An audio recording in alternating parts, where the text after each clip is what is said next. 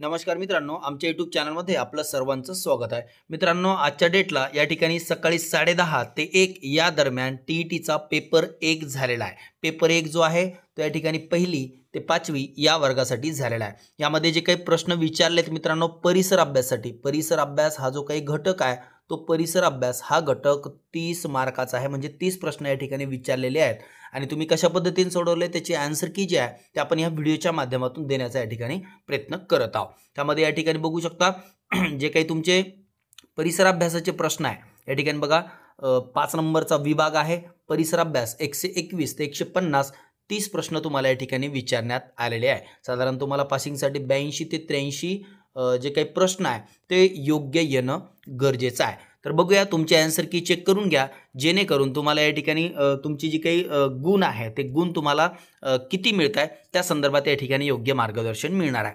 या ठिकाणी बघा परिसर अभ्यास 121वा पहिला प्रश्न आहे, भूदल जनरल वायुदलचं काय? तर भूदलचं प्रमुख कोण असतं? जनरल असतं. तर वायुदलचं जे काही प्रमुख आहे तो कोण असतं? तर वायुदलचा जो प्रमुख आहे तो असतं एअर चीफ मार्शल. कोण असतं? वायुदलचे प्रमुख एअर चीफ मार्शल. आणि सध्या कोण आहे? तर अमरप्रीत सिंह.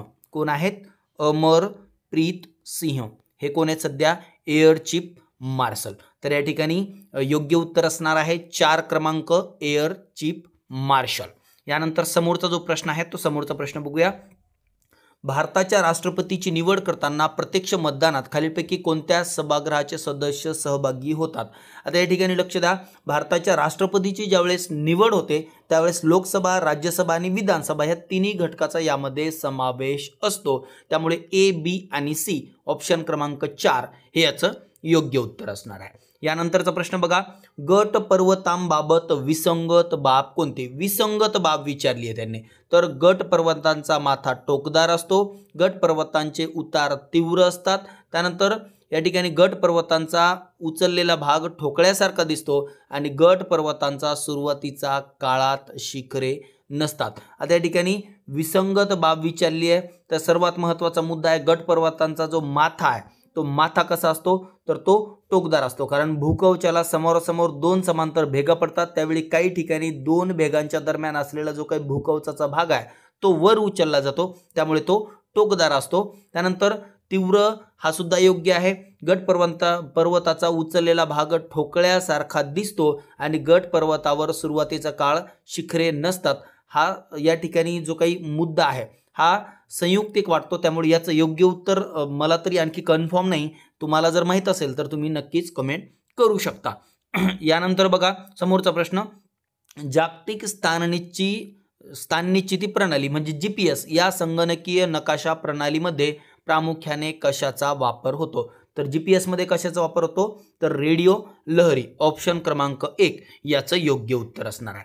यानंतरचा प्रश्न बघा, थंड प्रदेशातील बर्फ हे डॅश डॅश नसते, एकसंध नसते, भरीव नसते, भुसभुशीत नसते आणि पारदर्शक नसते. तर या ठिकाणी काय आहे बघा, थंड प्रदेशातील जे बर्फ आहे ते एकसंध असतं, एकसंग, त्यानंतर भरीव सुद्धा असतं, भुसभुशीत असतं. बघतो आपण पावसासारखं एकदम बारीक बारीक जे आहे बारीक बारीक जो काही बर्फ आहे तो पडत असतो, परंतु तो पारदर्शक नसतं. पारदर्शक म्हणजे काय? इकडून तिकडे त्यामधनं दिसत नाही. त्यामुळे ऑप्शन क्रमांक 4 हे याचं योग्य उत्तर असणार आहे. यानंतर समोरचा प्रश्न बघूया, सागर जलाची क्षारता मोजण्यासाठी खालीलपैकी कोणते उपकरण वापरतात? आता जे काही सागर आहे म्हणजे समुद्र आहे त्याची क्षारता म्हणजे त्यामध्ये मिठाचं प्रमाण किती आहे ते मोजण्यासाठी कशाचा वापर केला जातो? तर हायड्रोमीटर या एककाचा या ठिकाणी वापर केला जातो. सागराची क्षारता मोजण्यासाठी हायड्रोमीटरचा वापर केला जातो. आणि सागराची जी काही लांबी आहे ती मोजण्यासाठी कशाचा वापर केला जातो? तर सागरी मैल. कशाचा वापर केला जातो? तर सागरी मैल याचा वापर केला जातो. यानंतर समोरचा जो काही प्रश्न आहे तो बघूया, उद्योगांचे सामाजिक दायित्व खालील पर्यायापैकी कोणत्या बाबीतून दिसून येते? आता उद्योगांचे सामाजिक दायित्व विचारले या ठिकाणी. ठीक आहे, तर उद्योगांचं सामाजिक जे दायित्व आहे बघूया. या ठिकाणी बघा, कामगारासाठी प्रॉव्हिडंट फंडाची तरतूद करणे, कंपनी कराचा भाग भरणा करणे, कंपनी नफ्याची 2% रक्कम CSR फंडात जमा करणे आणि कामगाराच्या मुलासाठी पाळणा घरे सुरू करणे. तर कंपनी नफ्याची 2% जी रक्कम आहे ती CSR फंडात जमा केली जाते. यानंतर समोरचा प्रश्न बघूया. आंतरराष्ट्रीय संघटनेचे नाव व मुख्यालय देश यांची योग्य जोडी ओळखा. युरोपियन संघ, जागतिक व्यापार संघटना, सार्क आणि आसियान. तर या ठिकाणी बघू शकता जी काही जागतिक व्यापार संघटना आहे तिचं मुख्यालय कुठे आहे तर तो आहे जिनिव्हा. कुठे आहे जिनिव्हा तर स्वित्झर्लंडला. कुठे आहे स्वित्झर्लंड. जिनिव्हा स्वित्झर्लंड जागतिक व्यापार संघटना हे या ठिकाणी योग्य आहे 2 नंबरचं ऑप्शन. आता जिनिव्हा जे आहे जागतिक व्यापार संघटनेचं काय त्या ठिकाणी मुख्यालय कोणत्या देशामध्ये आहे तर त्या स्वित्झर्लंडमध्ये. त्याची स्थापना कधी झाली तर 1995 1 जानेवारी 1995ला जागतिक व्यापार संघटनेची स्थापना झालेली आहे. त्याच पद्धतीने WTO सुद्धा विचारलं जातं जे की 1948ला आहे. ठीक आहे. यानंतर समोरचा प्रश्न बघूया. विशेष गरजा असलेल्या मुलामुलीसाठी शिक्षणाची कमाल वय वर्षाची अट काय. तर विशेष गरजा असणारी जी मुलं आहेत त्यामध्ये मतिमंद वगैरे म्हणजे बऱ्याच प्रकारची मुलं असतात. विशेष गरजा असणारी मुलं तर त्यांच्या शिक्षणाची कमाल जी वर्षाची अट आहे ती आहे 6 ते 14 वर्ष वयोगट. यानंतर समोरचा प्रश्न बघूया. नदी उपनदी यांचा अयोग्य पर्याय कोणता. सिंधूची उपनदी रावी बरोबर आहे का तर सिंधूची उपनदी रावी आहे. गंगाची उपनदी कोशी बरोबर आहे.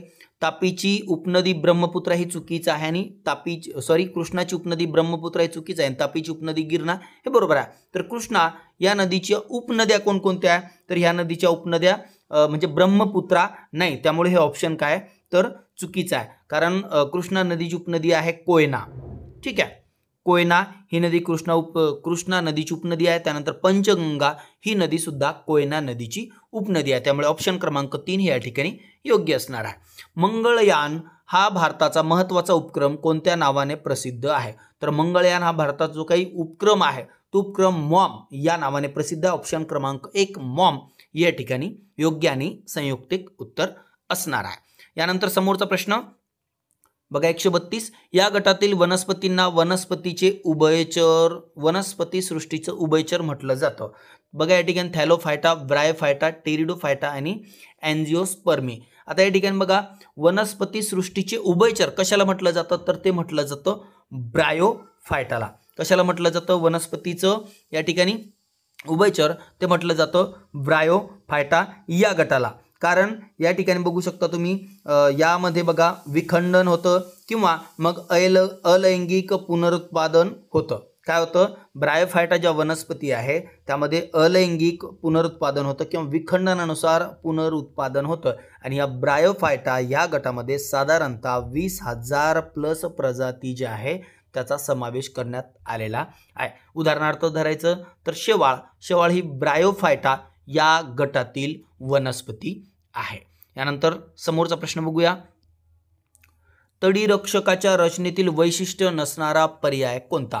आता तडीरक्षक जो आहे त्या या ठिकाणी बघा तडीरक्षकाच्या रचनेतील वैशिष्ट्ये नसणारा पर्याय ओळखायचा आपल्याला सांगितलेला आहे. तर बघा या ठिकाणी तांब्याची लांब पट्टी, लोखंडी पत्र्याला जोडलेले पट्टीचे 2 टोक, कोळसा व मीठ घालून जमिनीत खड्ड्यातील उभा केलेला जाड पत्रा, तांब्याच्या पट्टीच्या वरच्या टोकाला भाल्याप्रमाणे आग्रे.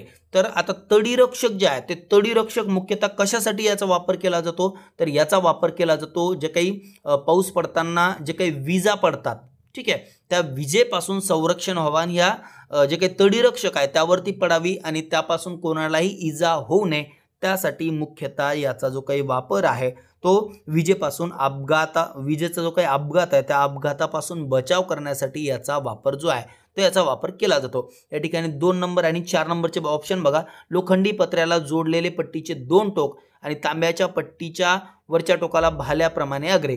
तर यापैकी दोन्हीपैकी संयुक्त कोणतं तरी उत्तर असू शकतं. साधारणतः आपण 2 नंबरच्या ऑप्शनला जाऊया. तुम्हाला आन्सर की चेक करायची आहे. यानंतरचा जो प्रश्न आहे तो बघूया. फ्रीजमधून बाहेर काढलेल्या शीतपेयाच्या बाटलीवर बाहेरच्या बाजूला पाण्याचे थेंब जमा झालेले दिसतात. या मागचं मुख्य कारण काय आहे. तर जे काय आपण पाण्याची बाटली आहे किंवा शीतपेय आहे ते जर फ्रीजमधून बाहेर काढलं तर त्यावरती पाण्याचे थेंब असतात. तो कशाचा प्रकार आहे तर त्याला म्हटलं जातं संघनन. काय म्हटलं जातं त्याला संघनन. ऑप्शन क्रमांक 3 याचं योग्य उत्तर आहे. यानंतर समोरचा जो प्रश्न आहे तो बघूया. गरम केलेले तूप थंड झाल्यावर घट्ट होणे हा कोणत्या प्रकारचा बदल आहे? तर गरम केलेलं जे तूप आहे ते थंड झाल्यानंतर घट्ट होतं. मग हा जो काही घट्ट होतं तो कशा प्रकारचा बदल आहे? तर तो आहे भौतिक बदल. ऑप्शन क्रमांक 1 याचं योग्य उत्तर आहे. यानंतर समोरचा प्रश्न बघूया. विविध ऊर्जेची रूपे आणि उदाहरणे यांच्या योग्य जोड्या लावा. आता बघा पहिला ऑप्शन आहे गोठ्यांचा खेळ. आता गोठ्यांचा जो खेळ आहे तो कशा संदर्भात आहे? त्यामध्ये कोणती ऊर्जा निर्माण होते? तर त्यामध्ये होते स्थितीज ऊर्जा. त्यानंतर जो गलोल आहे, जो आपण गलोल मारतो, ठीक आहे, त्यामध्ये काय होतं? तर गलोलमधनं गती निर्माण होते म्हणजे गतीज ऊर्जा. ठीक आहे. त्यानंतर प्रकाश संश्लेषण क्रिया. प्रकाश संश्लेषण क्रिया काय? तर रासायनिक ऊर्जा. आणि वनवा पेटणे तर त्यामधनं काय? प्रकाश निर्माण होतो म्हणजे प्रकाश ऊर्जा. आता अशा पद्धतीने हे तुम्हाला जोडी जी आहे ती योग्य असणार आहे. यानंतर बघा मनुष्यास ऐकू येणाऱ्या ध्वनींची वारंवारिता. आता मनुष्याला ऐकू येणारी जी ध्वनीची वारंवारिता आहे ते 20 हर्ट्ज ते 20,000 हर्ट्ज या दरम्यान असते. कमीत कमी 20 हर्ट्ज आणि जास्तीत जास्त 20,000 हर्ट्ज. आता यापेक्षा जर जास्त आवाज ऐकला तर आपल्या कानावरती विपरीत परिणाम होतात. यानंतर समोरचा प्रश्न बघूया. 138 बघा. रक्तपेशी व पशूंचे रेत टिकून ठेवण्यासाठी खालील पर्यायापैकी प्रामुख्याने कशाचा उपयोग होतो? आता रक्तपेशी आहे किंवा पशूंचं जे काही रेत आहे, ठीक आहे, ते रेत टिकून ठेवण्यासाठी कशाचा प्रामुख्याने वापर केला जातो? तर द्रव्यरूप, ठीक आहे, नायट्रोजन याचा या ठिकाणी जे काही रेत आहे पशूंचं ते टिकून ठेवण्यासाठी केला जातो. ऑप्शन क्रमांक 3 याचं योग्य उत्तर आहे. यानंतर समोरचा जो प्रश्न आहे तो बघूया. H1N1 ह्या विषाणूजन्य रोगाला कोणत्या नावाने ओळखलं जातं? तर H1N1 हा जो काही विषाणूजन्य रोग आहे त्या रोगाला स्वाईन फ्लू या नावाने ओळखलं जातं. म्हणजे स्वाईन फ्लूचा महत्त्वाचा जो व्हायरस आहे कशामुळे होतो? तर H1N1 या विषाणूमुळे हा स्वाईन फ्लू जो रोग आहे किंवा आजार आहे तो आजार H1N1 या विषाणूमुळे होतो. यानंतर समोरचा प्रश्न. त्याआधी बघा मित्रांनो, आपल्या चॅनलमध्ये जे काही टेटची बॅच आहे, ठीक आहे, TAIT शिक्षक अभियोग्यता चाचणी 2024-25 ही जी बॅच आहे ती बॅच साधारणतः 21 तारखेपासून सुरू होते आहे. 21 नोव्हेंबरपासून ही बॅच जी आहे ती बॅच सुरू होणार आहे. आणि मास्टर टीचर या ॲप्लिकेशनवरती ही बॅच सुरू होणार आहे. Master teacher short form MT. Master teacher या ॲप्लिकेशनवरती तुमची जी काही शिक्षक अभियोग्यता आणि बुद्धिमत्ता चाचणी आहे म्हणजे स्टेट ही बॅच सुरू होणार आहे. जे उमेदवार इच्छुक असतील त्यांनी ही बॅच या ठिकाणी जॉईन करायची. 21 तारखेपर्यंत तुम्हाला चॅनलला जे काही डेमो आहेत ते डेमोसुद्धा या ठिकाणी दिले जाणार आहे. डेमो आवडल्यावर नक्कीच मास्टर टीचर नावाचं जे काही ॲप्लिकेशन आहे ते मास्टर टीचर्स या नावाचं जे ॲप्लिकेशन आहे ते ॲप्लिकेशन या ठिकाणी डाउनलोड करायचं आहे. आणि डाउनलोड करण्यासाठी कोणत्याही प्रकारचं शुल्क नाही आहे. डाउनलोड करा. तुम्हाला डेमो आवडल्यानंतर तुम्ही बॅच जी आहे ती जॉईन करू शकता. यानंतर बघा समोरचा जो प्रश्न आहे तो समोरचा प्रश्न या ठिकाणी बघूया. मादक पेय तयार करण्यासाठी खालीलपैकी कशाचा वापर केला जात नाही? आता या ठिकाणी ग्लुकोज, फ्रुक्टोज आणि सायक्रोमायसिस किण्व. आता ग्लुकोज, फ्रुक्टोजचा वापर केला जातो. सायक्रोमायसिस किण्वचा वापर केला जातो. म्हणजे त्याला जे काही किण्व म्हणतो आपण, किण्व तयार करण्याची जी प्रक्रिया असते ती तयार करण्यासाठी ठेवलं जातं. त्यामध्ये लॅक्टोजचा जो वापर आहे तो लॅक्टोजचा वापर या ठिकाणी नसतो. यानंतर मराठी भाषेतील पहिले वर्तमानपत्र कोणते? तर प्रभाकर, ज्ञानोदय, दर्पण आणि इंदुप्रकाश. तर मराठी भाषेतील पहिलं वर्तमानपत्र आहे दर्पण.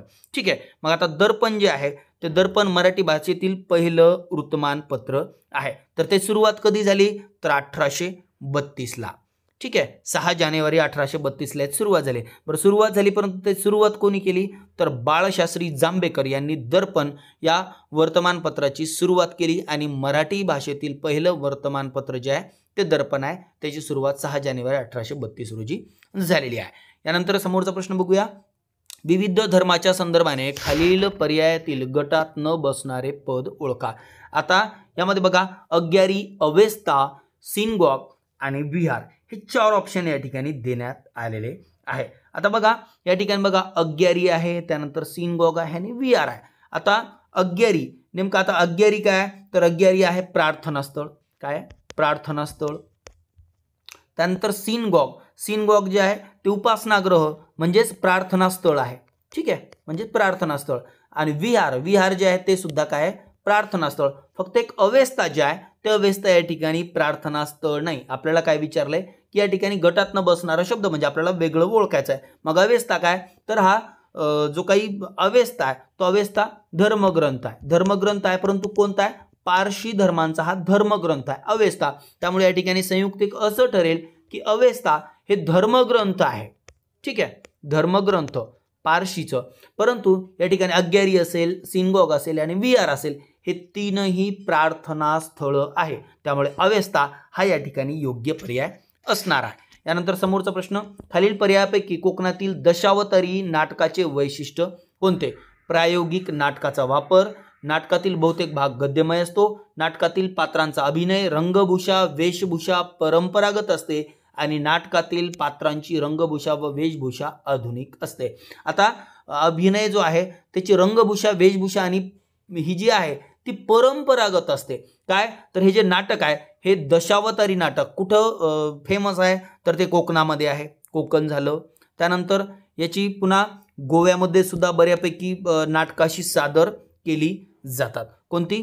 दशावतारी. तर दशावतारी नाटकातील पात्राचा जो अभिनय आहे, रंगभूषा आणि वेशभूषा आहे ही परंपरागत आहे. काय आहे? परंपरागत आहे. आणि यामध्ये जी काही तुमची दशावतारी आहे, दशावतारी नाव कशामुळे ठेवण्यात आलं ह्या नाटकाला, तर विष्णूंच्या 10 अवताराचं जे काही रूप आहे त्या रूपाचं सादरीकरण या दशावतारी नाटकातून या ठिकाणी सादर केलेलं दिसतंय किंवा सादर केलं जातं. आणि विशेष म्हणजे या ठिकाणी जे काही ते साहित्य वापरतात, जसं की मुखवटा असेल, ठीक आहे, तर हे मुखवटे वगैरे जे आहे ते मुखवटे लाकूड आणि कागदापासून बनवलेली असतात. कोणती? तर दशावतारी या नाटकामधील जे काही तुमचे मुखवटे आहेत ते लाकूड आणि कागदापासून बनवलेले असतात. आणि दशावतारी हे जे काही नाटक आहे ते कोकण आणि गोव्यामध्ये साधारणतः प्रसिद्ध करण्यात येतं किंवा त्यामध्ये सादर केलं जातं त्या भागामध्ये. यानंतर समोरचा प्रश्न बघूया, शिवरायांनी रायरीच्या किल्ल्यास डॅश डॅश तर तोरणा किल्ल्यास डॅश डॅश हे नाव दिले. तर रायरीच्या किल्ल्यास त्यांनी रायगड आणि तोरणा किल्ल्यास प्रचंडगड, ठीक आहे, रायगड आणि प्रचंडगड अशी नावं दिलेली आहे. आता प्रचंडगड जो किल्ला आहे तो पुण्यामध्ये आहे आणि वेल्हे तालुक्यामध्ये आहे. आणि छत्रपती शिवाजी महाराजांनी 16व्या वर्षी हा जो काही पहिला किल्ला आहे तो पहिला किल्ला प्रचंडगड म्हणजे तोरणा तो पहिल्यांदा ताबीज केला होता. त्यामुळे या किल्ल्याचं महत्त्व इतिहासामध्ये खूप मोठ्या प्रमाणात आहे. यानंतर समोरचा प्रश्न, खालीलपैकी संत नामदेव यांच्याबाबत योग्य विधान कोणते? तर महाराष्ट्राचे आद्य कीर्तनकार, बरोबर आहे. आपल्या विचारांचा पंजाबात प्रसार केला, हे सुद्धा योग्य उत्तर आहे. गुरु ग्रंथ साहेब ग्रंथात काही पदांचे लेखन, हे सुद्धा बरोबर आहे. आणि बाकीचे ऑप्शन दिलेत तर ABC तीनही ऑप्शन जे आहे ते संत नामदेव यांच्या बाबतीत योग्य आहे. त्यामुळे ऑप्शन क्रमांक 4 याचं योग्य उत्तर आहे. यानंतर समोरचा प्रश्न, शिवरायांच्या अष्टप्रधान मंडळातील मंत्री या पदावरील व्यक्ती कोणते काम पाहत असे? आता मंत्री दिलंय, ठीक आहे. आता या ठिकाणी जर बघितलं, सरकारी आज्ञापत्रे सांभाळणे, परराज्याशी संबंध ठेवणे, राज्याचा जमा खर्च पाहणे आणि पत्रव्यवहार सांभाळणे. तर आता हे जे काही अष्टप्रधान मंडळ होतं त्यामध्ये सरकारी आज्ञापत्र आलं, परराज्याशी संबंध आलं, त्यानंतर राज्याचा जमा खर्च आहे आणि पुन्हा पत्रव्यवहार जो आहे तो पत्रव्यवहार सांभाळणे, हे चारही गोष्टी त्यांच्या मंत्रिमंडळामध्ये उपलब्ध होत्या किंवा तसे लोक त्या ठिकाणी अवेलेबल होते. तर मंत्री म्हणून या ठिकाणी पत्रव्यवहार सांभाळणे या ठिकाणी हे पद महत्त्वाचं होतं. दत्तोजी वाकनीस हे या ठिकाणी जे काही मंत्री आहे ते मंत्री होते. अष्टप्रधान मंडळापैकी एक पत्रव्यवहार सांभाळणे हे दत्तोजी वाकनीस हे होते. यानंतर जो काही समोरचा प्रश्न आहे तो बघूया, केंद्र सरकारने सुरू केलेली खडू फळा योजना कोणत्या प्रकारच्या शिक्षणासाठी प्रसिद्ध आहे? मुक्त विद्यापीठ, माध्यमिक व उच्च माध्यमिक शिक्षण, प्राथमिक शिक्षण. तर प्राथमिक शिक्षण हे याचं योग्य उत्तर आहे.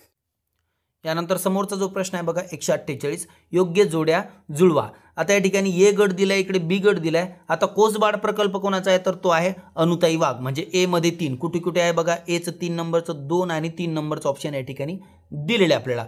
त्यानंतर बघा शारदा सदन कोणाचा आहे तर शारदा सदन आहे रमाबाई रानडे. म्हणजे बघा या ठिकाणी 2 बीचं ऑप्शन 4 नंबरचं उत्तर कुठे आहे, बीचं 4, ठीक आहे. या ठिकाणी बघा बीचं 4 या ठिकाणी दिलंय. म्हणजे 2 नंबरचं ऑप्शन संयुक्तिक आहे म्हणजे 2 नंबर. 3 सीचं पुन्हा या ठिकाणी बघा सेवा सदन. सेवा सदन कोणाचं आहे तर पंडिता रमाबाई आणि महिला दक्षता समिती ते आहे प्रमिला दंडवते यांचं. यानंतर समोरचा प्रश्न बघा, ग्रामपंचायत सदस्य म्हणून निवडून येण्यासाठी वयाची किती वर्ष पूर्ण असावी लागतात. तर ग्रामपंचायत सदस्य म्हणून जर निवडून यायचं असेल तर किमान 21 वय पूर्ण असणं गरजेचं आहे. मतदार नाव नोंदवायचं असेल तर तुम्हाला 18 वर्ष चालतात, परंतु या ठिकाणी निवडून यायचं असेल तर 21 वर्ष वयाची पूर्ण असणं गरजेचं आहे. त्यानंतर लोकसभा हे डॅश सभागृह आहे. तर लोकसभा हे कनिष्ठ सभागृह आहे आणि राज्यसभा हे वरिष्ठ सभागृह आहे. ठीक आहे. तर अशा पद्धतीने या ठिकाणी लोकसभा हे कनिष्ठ सभागृह आणि वरिष्ठ सभागृह कोणते तर हे राज्यसभा आहे. ठीक आहे. अशा पद्धतीने या ठिकाणी जे काही तुमचे 30 प्रश्न आहे परिसर अभ्यासाचे ते 30 प्रश्न आपण या ठिकाणी बऱ्यापैकी स्पष्टीकरणासह घेतलेले आहे. यामध्ये आपण संभाव्य आन्सर की दिलेले, एखादा प्रश्न आपला चुकलेला असू शकतो. ज्यांना योग्य उत्तर त्याचं माहीत असेल त्यांनी कमेंट बॉक्समध्ये नक्कीच कमेंट करू शकता.